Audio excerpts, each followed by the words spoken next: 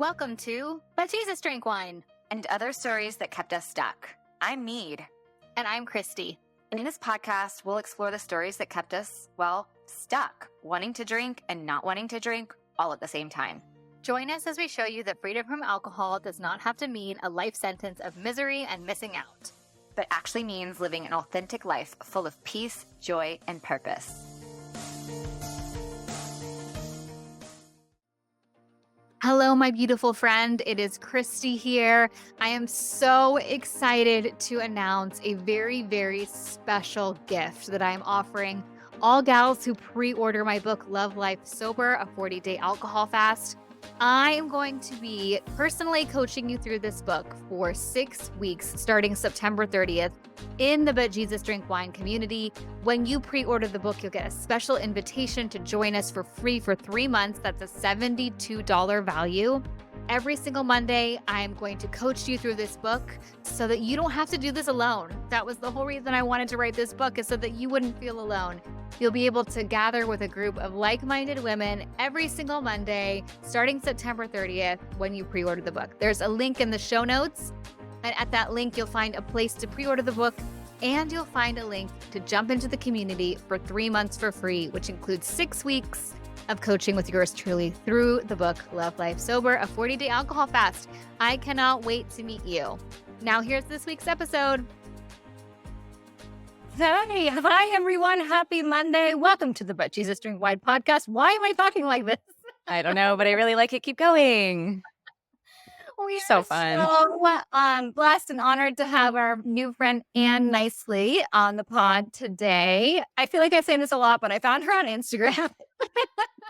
But let me give you 3 options for how Christy found her. Was it Instagram? Or was it Instagram? Right. The first 2 don't count. However, Ann stood out to me because it was one of the first times I was hearing about a freedom from alcohol story with a faith component and Jesus being talked about. And so I get really excited when I see that.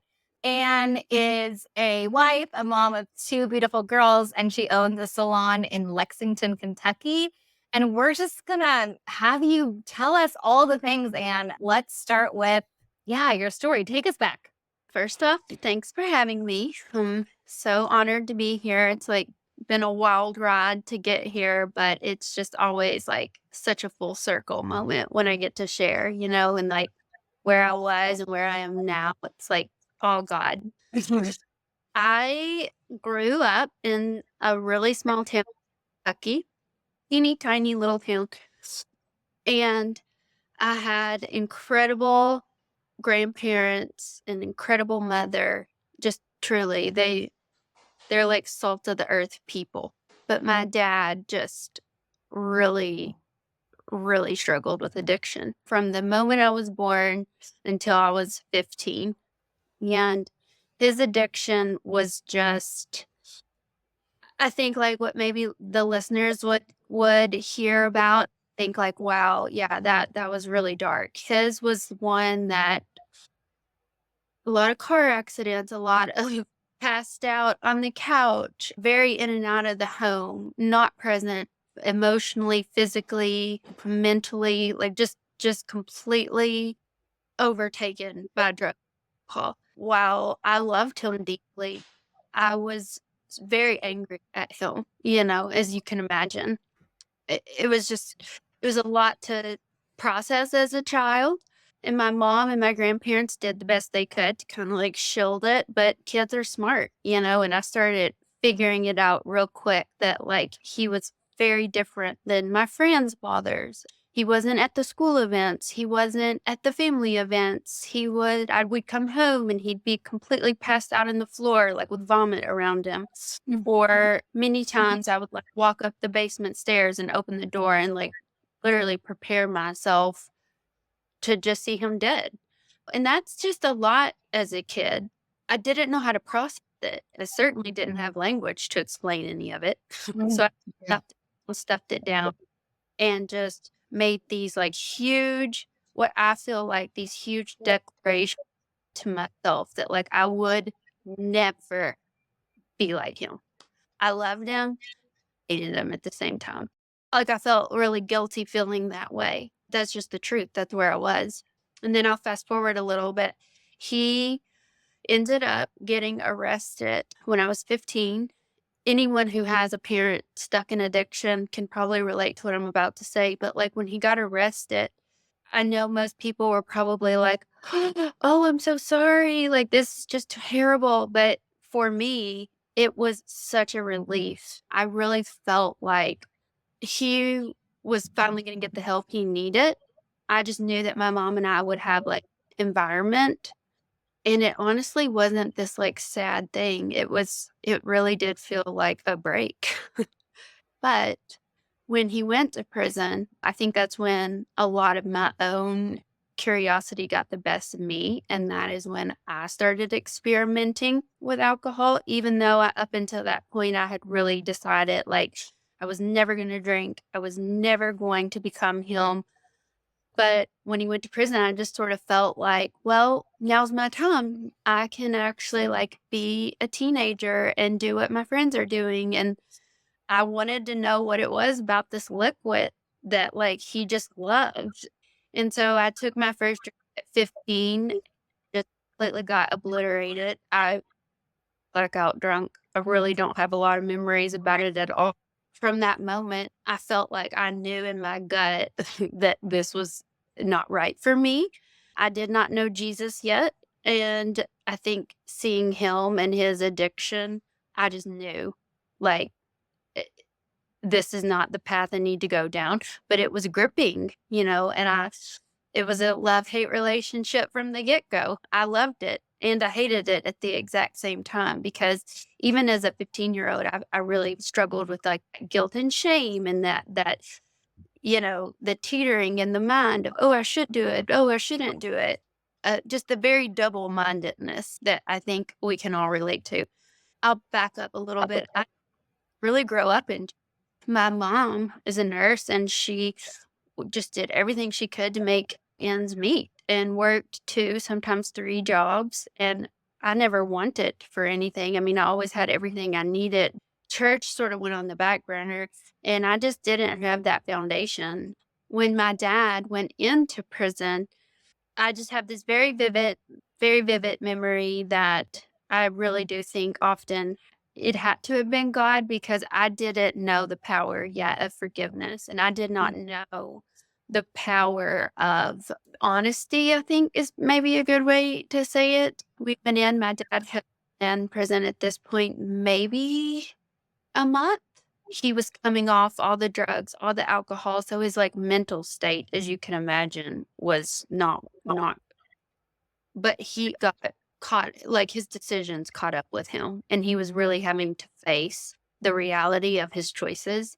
But just very, very vivid memory of me going into the prison. It's just like in the movie, like the glass and the telephone. And I saw him in the distance with like his handcuffs and the shackles. And I saw him like walk up.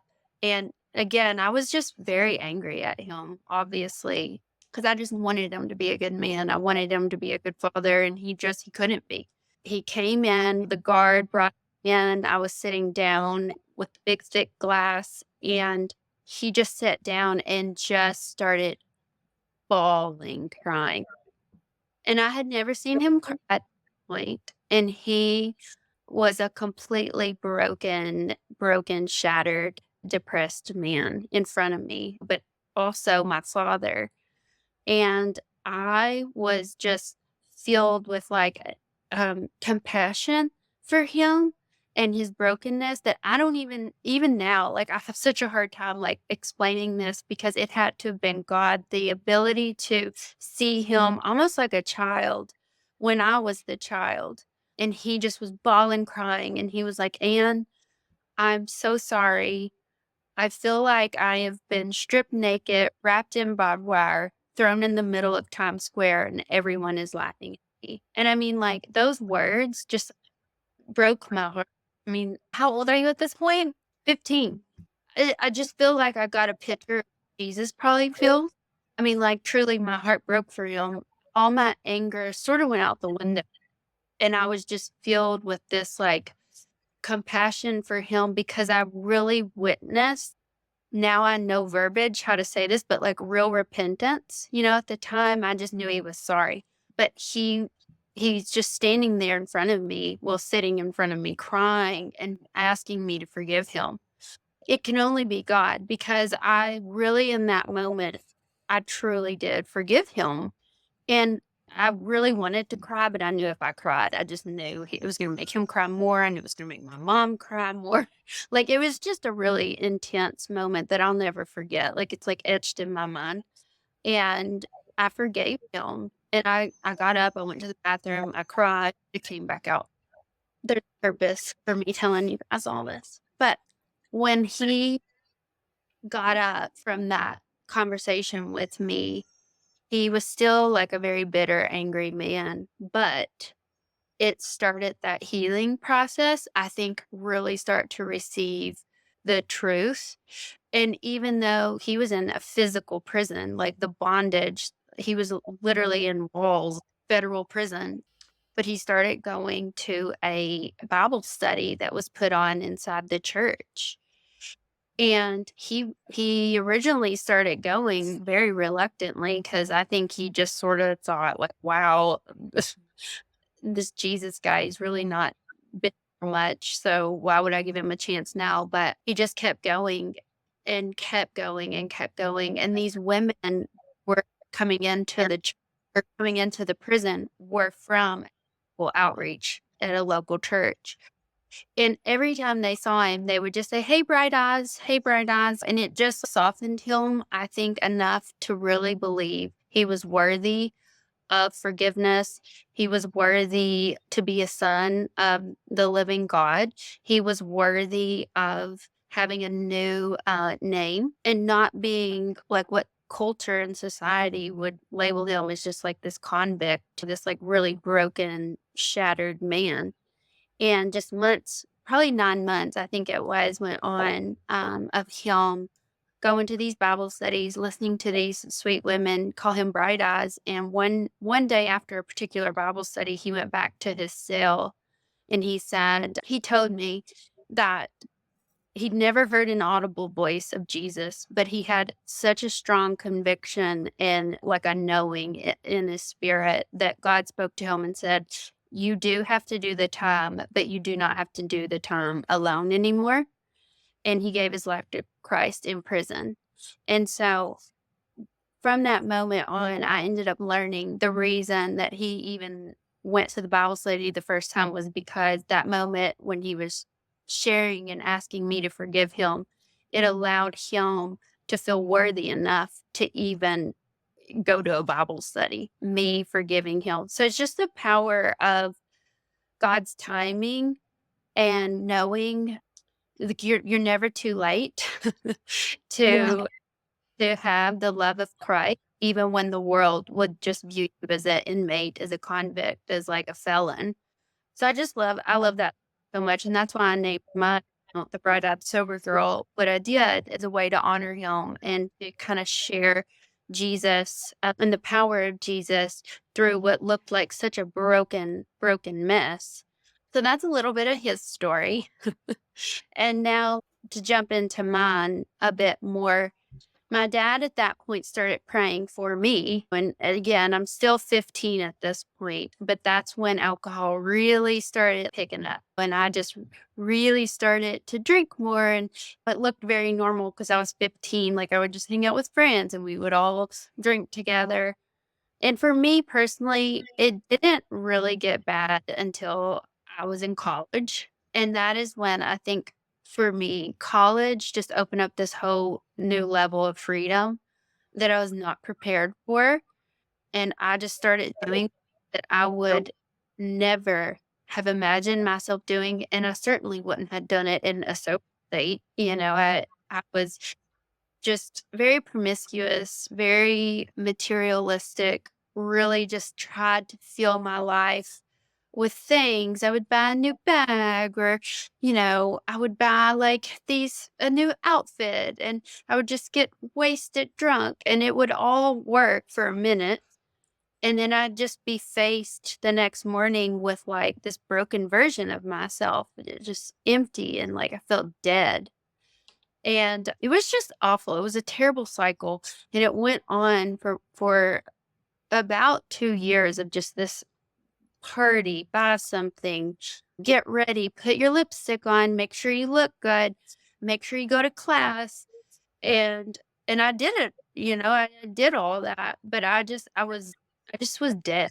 Didn't know Jesus yet, and I just felt dead inside, and I didn't even know how to ask. This is kind of where God comes into my life. I'm a hairstylist, and I had to go to beauty school, and in beauty school there was a girl who really, for the first time in my life, showed me and modeled to me what it meant to live a Christian life. I feel like prior to her, God, Jesus felt very much like a character. It felt very much like a Santa Claus or a tooth fairy. Like I just had no real encounter with him yet. I was in beauty school and she just was always very calm, very sound, would always invite me to church. And I just very realize like I was always just like, no, absolutely not. Like you have no idea. I am bad. I get drunk a lot. I playing house with this boy at the time. And I just felt so disqualified, you guys. Like I felt so disqualified. I just felt like I had already sinned so much that there was just no way this God, if he was real, could forgive me for everything I had done. But she was like just so persistent and so bold and just always would invite me. And after like of knowing her and being near her and watching her live her life in a completely different way than anyone in my circle, I knew I wanted what she had. And so one night I went out, got completely wasted. I mean, just so drunk. I fell down. Oh gosh, I like barely even remember, to be honest with you, but I know I fell down. And when I fell down, I feel like I had this like vision. I don't explain it, like this vision of my dad, like passed out on the couch. And I knew if I did not get it together, my life was just going to head exactly where he was. And that terrified me.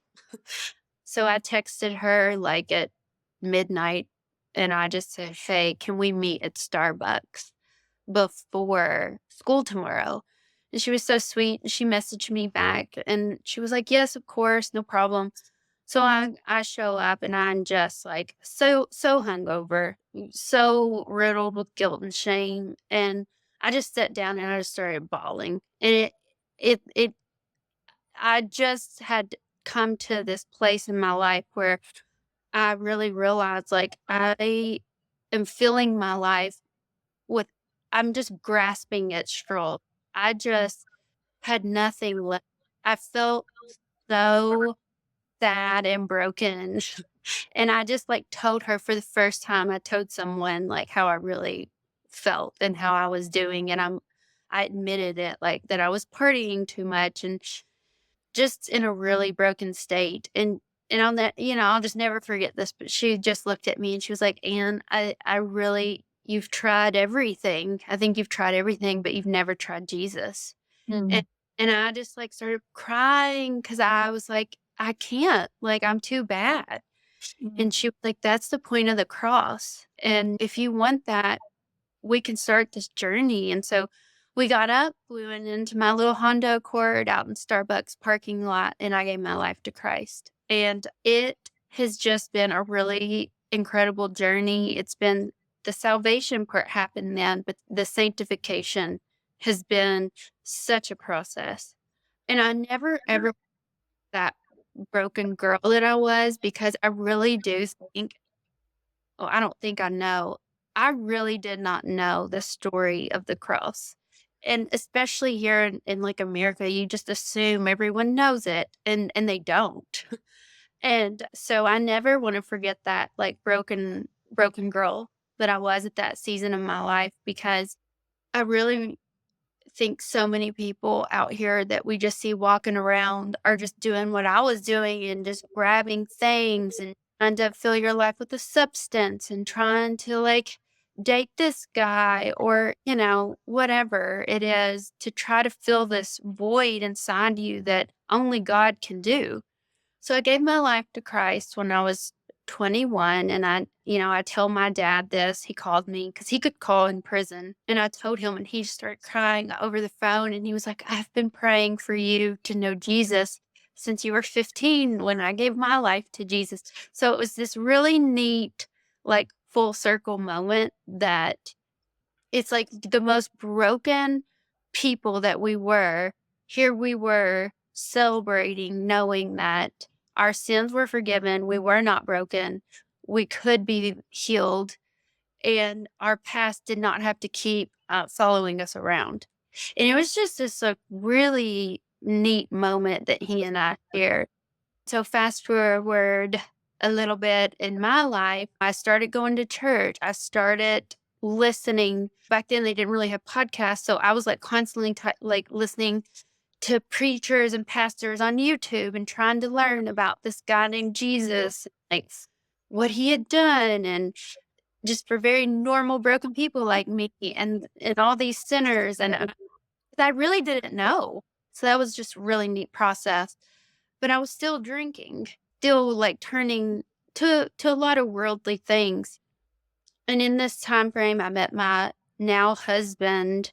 We got married, and my dad did get out of prison. He served 8.5 years. So it was just, a lot of life happened in between then. And I knew I was saved, and I knew that I was a child of God and I was forgiven, but I really still struggled with the alcohol piece. And I kept leaning on it for false confidence to be in social settings that, to be honest, I really didn't even want to be in. I, Yeah. I didn't even enjoy what I was even doing. It was like autopilot. And while I knew I had this in a lot of ways, that part still was like eating at me that I couldn't lay it down. And and that's something too. I'm so glad like you guys have the podcast and you all have this platform, because I definitely think for Christian women, we feel like, oh, we can't talk about this, or, like we should have it all together. And that is just not the case at all. And I've said it a lot before, but I'm like, I can't hang out with Miss Perfect because like me and her have nothing in common. And I love that. like some real, like I need to know, like, what are you really struggling with? Because I just felt kind of, well, not kind of, like I felt very alone and quite isolated because I knew I had been saved and I knew I had been forgiven for all these things. But yeah, that alcohol piece, I just kept really struggling with. And I, at this point, had two beautiful babies. And I felt all this guilt and all this shame because I knew what alcohol did to a family. And here I was as a mom of two beautiful girls, like grabbing the alcohol, going out to dinner, having too many glasses of wine, saying things that I would never say that were hurtful to people. My husband and I, we would get in these stupid fights, and it's like over nothing, over like not putting laundry up. I mean, just complete ignorance. And like I knew it, but I just couldn't seem to lay it down. And about a year before I officially got sober, I really started digging into downloading a lot of podcasts and to make it my Annie Grace, and understanding science was extremely helpful for me, but I still kept drinking. I still kept like reaching for it. That like still small voice inside me, like I knew God was saying, I'll never be able to give you more in your life unless you're willing to lay this down. Like I knew in my bones he was saying that to me. And I couldn't quite get there yet. Nothing happened, but it could have. I sadly hate admitting it, but there were several times we would go to dinners and drink way too much and drive home. And I think all the time, like, I'm so grateful God shielded me and someone else from having a car wreck or just, coming home and talking to the babysitter and being afraid that they knew that I had drank too much and then they were going to judge me and like running upstairs really quick to shower so I could just like shower off what I felt like was so dirty and to try to be sober. And I would be in the shower and just be standing there and thinking to myself, all I want to do is be sober. Why can I not do this? It was just, like, such a mental game, and it really did, like, play on my emotions, but, what does the enemy do? He's in the battlefield's in the mind. I really feel like Satan just loved keeping me stuck and loved keeping me on this hamster wheel and, like, all these emotions that just if I could just lay alcohol down, I know it would probably go away. But that just felt like a huge mountain that I couldn't climb, which again is the enemy like speaking to me and telling me these lies about myself that were not true. After all this, and these little nudges and like God, I feel like really being so kind to me and just like gently knocking on my heart often, that would just be like, Ian, I can't give you like this life that I know you can live unless you're willing to lay this down. Like, I just feel like that was in my spirit all the time. I finally got to the point where I guess it was true surrender. I don't know what else to call it. And I wish I could articulate it better because I know all the women listening right now, probably who hear my story and like so many other women that you share, you just want like this quick answer and like, what made it click for you? And all I know is immersing myself in other women's stories because it made me not feel alone Yeah. and understanding the science and prayer truly, for whatever reason, finally something clicked. And I went out on my 35th birthday, drank too much, woke up the next day, and I knew in my bones I was done. So it was October 4th, 2022. I told my husband, I am done drinking. And he was just sort of like, really? Like forever? And I was like, yeah, I'm done. And after I made that decision, I felt such an immense amount of freedom because I knew I was, and I just threw myself in truly like podcast after podcast after that's why now I feel so honored to get to share because I just know the importance of hearing other people's stories. It literally was my lifeline for the first 9 months of my sobriety. I did not tell a soul other than my husband because I didn't want any pressure or attention. I would sadly like still pretend like I was drinking. I would have my fake mocktails, but I just did what I had to do at that time. And anytime I would go out somewhere, I would listen to a podcast. Anytime I was in the shower, I would listen to a podcast or I would listen to a pastor I didn't even care where. I just knew I needed like the word and I needed to hear other women share their story because it gave me so much hope. And I knew change could happen because I watched my father do it. And granted, he was inside prison, but I felt like I was in prison, by the bondage and the shame and the guilt and the hamster wheel and just my mind. I could not turn my mind. I was so busy. And that is when like everything started to shift in a real beautiful way. And God, I just feel like has been so kind to me and my family. My husband doesn't drink now, you guys. It's like the coolest thing. It's all God. I mean, he just celebrated his year. I'm a year, 10 months, and 9 days today.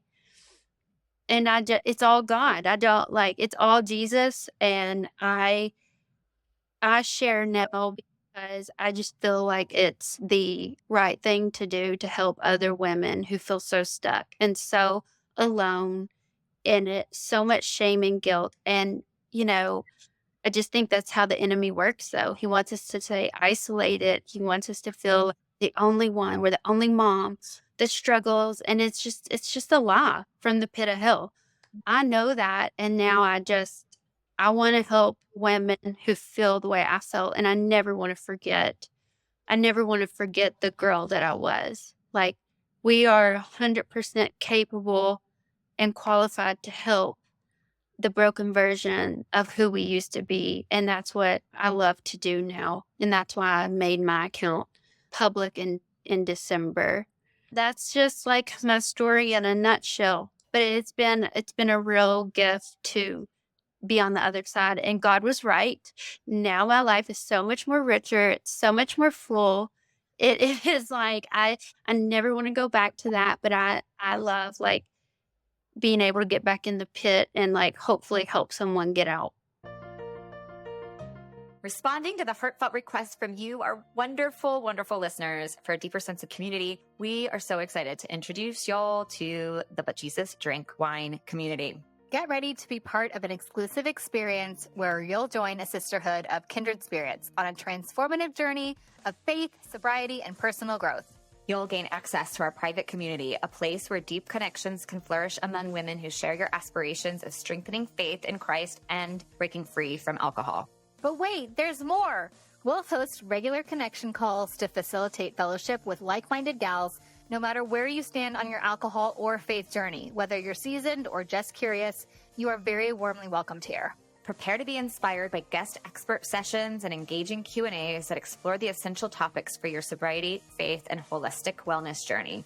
Don't miss out on securing your spot. Click the link in the show notes to learn more. We can't wait to see your beautiful face in the But Jesus Drank Wine community. Babe, I mean, just what a testimony.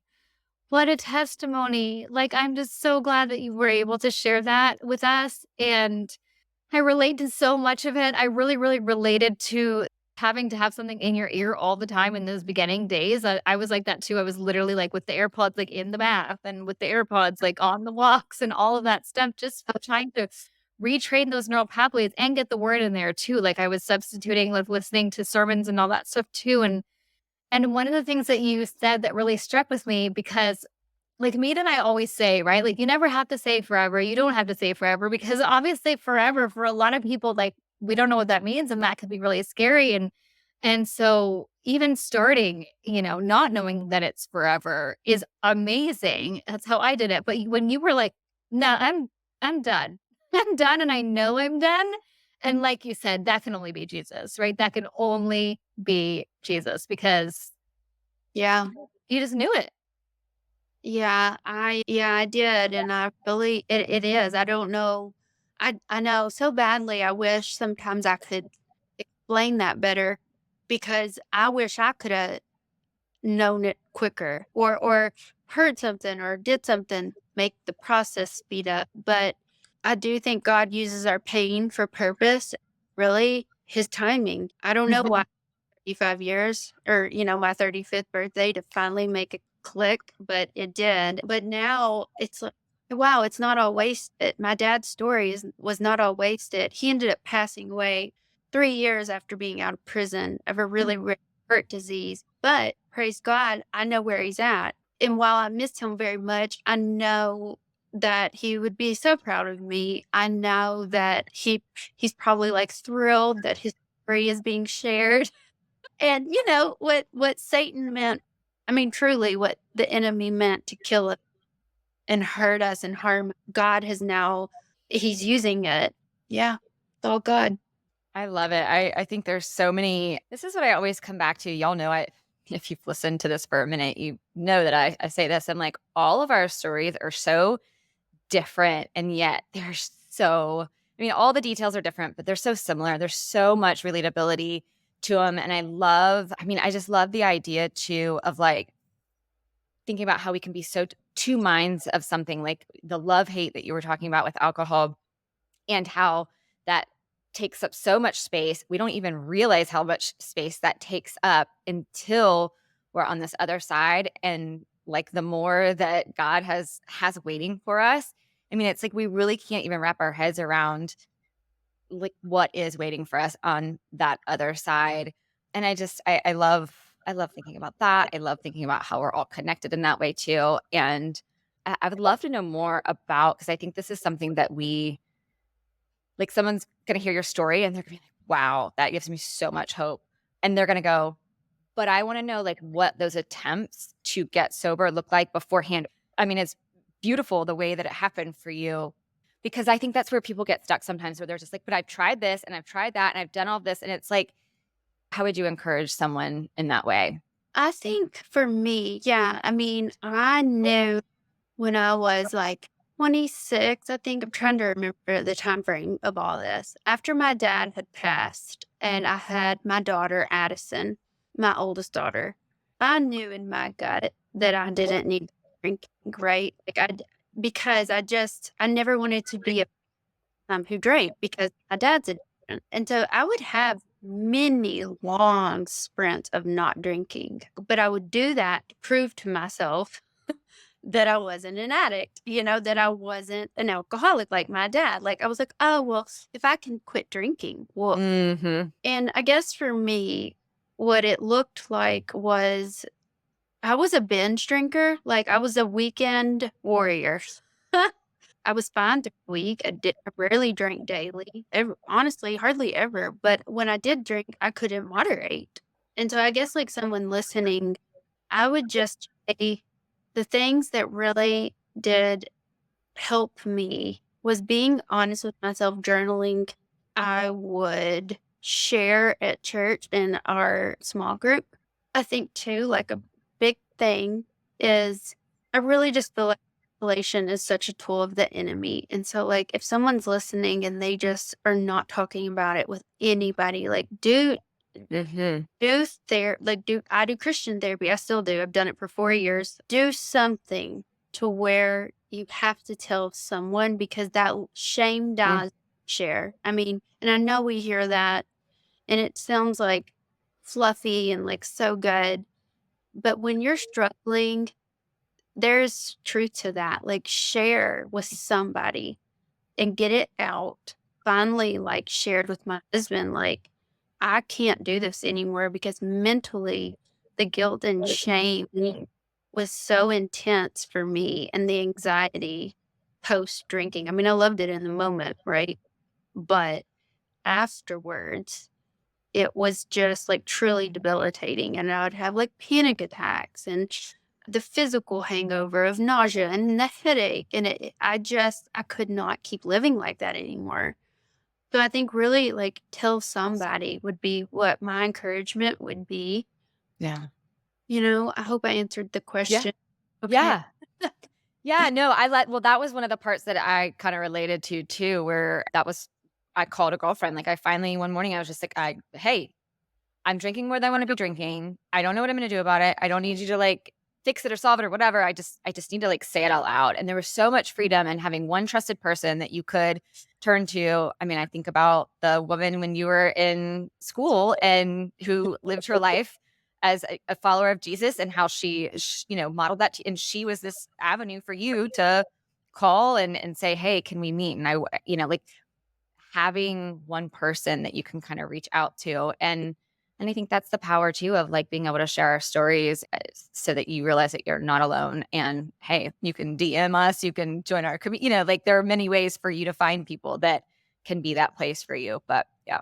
100%. I really felt alone. One's fault. I don't ever want, I don't want to hear this in my real life and think like, oh no, I should have done something. I chose that. But knowing what I know now, that probably would have sped the process up for me quite a bit had I been able to be honest and really share about like how much this was actually affecting me. Because from the outside, nobody would have known. I didn't look like I had a problem. And that's something Kristen and I talk about all the time. Like, you don't look like you have a problem. Yeah. You don't, and honestly, that can just keep us so stuck. It did me. Me too. Didn't, Yeah. yeah, no, nothing, I mean, truly, thank God nothing crazy happened, but it could have, and I'm so grateful that before something did, I made the decision to remove it. And now I really do feel like, though, I'm out of the prison, that I put myself in. like anyone listening right now, they probably feel like they're in a prison because after talking to so many women, I feel like a lot of us felt that way. Like you're just in this this prison you've put yourself in, and you just feel like you can't get out, but you can. And I think you can get out. It's not easy, but you can do it. And I think that is so beautifully said and such a good reminder for like everybody that's listening that like, yes, it feels heavy and it feels so, so hard, but like God's in the business of transformation, right? And like as your story shows us, like you went through a lot of stuff, but like look what God's doing with it. Like look what he's doing with it. It is so amazing to see. And it's like, it's powerful. It's so powerful. And we would none of us would be able to have the opportunity that we have, right? If we didn't go through this. It ends up being a gift, even though it really feels hard and really heavy. And it's like, God, why is this my thing? Yes. But look what he can do with it. It's just so beautiful. So beautiful, babe. Yeah. I thank you so much. I really appreciate you saying that. I really feel like the brokenness really can be just a way to have a lot of compassion and empathy. Well, I've said that a lot too in life. Like I would really love to think I wouldn't be judgmental, but honestly, I don't know. I feel like going through what I went through as a child and like with my dad, it's like I really don't judge anyone, and I know we all have our things that we struggle with, and for me, mine really was I just couldn't moderate, and I really tried. I really gave it a good shot. It just didn't work. And now though it's oh gosh, You there's don't so have much to. freedom. Yeah. Yeah, and I'm so grateful that like I woke up to the lie that alcohol helps things because it just made everything harder. Everything was harder than it needed to be with alcohol present in my life. So Yeah. it really is such a gift. I feel like it's a privilege. It's not a punishment. Over, you know? Yeah. So what's a tiny new action that you can leave our gals with? Ooh. I guess like I don't want to like just keep repeating it, but honestly, I think that a tiny action is tell somebody, don't let fear, the false evidence appearing real, Satan's tactic, like keep you stuck. I know it can feel so scary, like to join a group or to share in your church group or share with your pastor or share with a girlfriend, whatever, but share. And because there's just some there, I don't know why it works, but it does. But like shame does die when we share. And so I would say that. And I think too, you're so worthy and qualified to have a sound, beautiful life without the false counterfeit joy that you think alcohol is giving you. Like you're worthy of So without good. hangover. I really, though, had to get to that place where I wanted to live a life without a hangover and know I was worthy of it. And if people didn't like me because I chose this, well, then so be it. Like I just had to get to that place where I did not care anymore what anyone thought about it. And I just had to surrender. I had to lay it down. I had to accept that I couldn't moderate and I had to tell somebody. And you're qualified to help, even if you're in a season right now that just feels so broken. Like you're just worthy of so much more than what the enemy has whispered to you and made you think that you're worthy of. It's just you're worthy of so much more. Putting it in the light and letting the light, hold the truth to where you are with it. I think of the women who are like, yes, and I'm in communities and I'm in coaching groups and I've done this and I am being honest. And I would even like challenge those women with like, okay, you have told people, you have, you're in this space where you're being honest. What's that next thing that maybe you're holding back that if you just kind of put it out there, that next little vulnerable thing about where you feel stuck, maybe that can make all the difference because we see that happen all the time too, where it's like, well, I'm doing all the things, I'm being vulnerable and I'm sharing and like, you're all around me in community and I'm getting, all of this. And it's like, okay, is there something else? Like we want it, like Jesus wants to come for it all. And Yeah. so I love that as it's kind of like a message to, be honest and share where you can. Yeah. And I mean, I love like thinking like he knows us anyway. I know we all know that, but I guess like there's just things that like you just probably wish you could just bury and know it. And even Yeah. self.